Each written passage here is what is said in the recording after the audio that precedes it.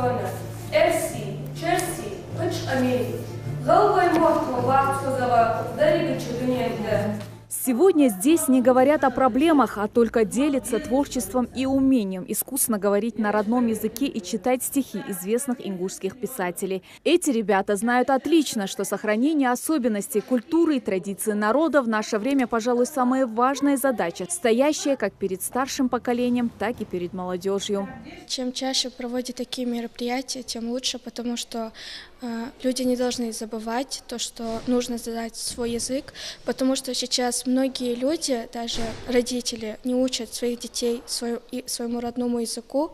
И для того, чтобы люди поняли то, что нужно знать свой родной язык, чтобы знали все, чтобы дети знали больше о своем языке, думаю, то, что нужно почаще проводить такие мероприятия. Ингушский язык – это главный язык народа, его нужно очень даже хорошо знать. Если человек не будет знать свой родной язык, вряд ли его посчитают сыном народа.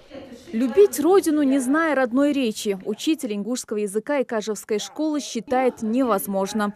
Тот, кто всей душой болеет за республику, должен любить и язык, на котором говорит. Мероприятие с приглашенными писателями и поэтами как нельзя кстати. Чтобы наши дети как можно глубже, доступнее могли изучать свой язык, литературу, знали свои традиции, обычаи. Вот особенно это важно, мне кажется, чтобы наши дети почаще встречались с ними, общались, задавали свои вопросы, выясняли свое отношение, их отношение к языку. На каком этапе стоит наш язык на данный момент. Ни для кого не секрет, что в погоне за модой ингушский язык претерпел большие изменения и стал все чаще напоминать не литературный или даже разговорный, а скорее смешанный язык, отмечают собравшиеся гости. Поэтому и важно с малых лет приучать детей говорить правильно и красиво.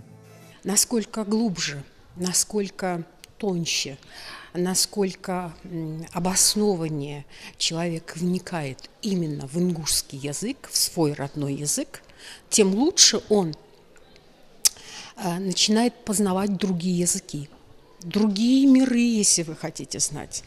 И в этой связи мне бы хотелось сказать родителям, поверьте мне, если ребенок хорошо усваивает свой родной язык, он прекрасно усваивает английский, немецкий, русский и прочие предметы, потому что это язык его души.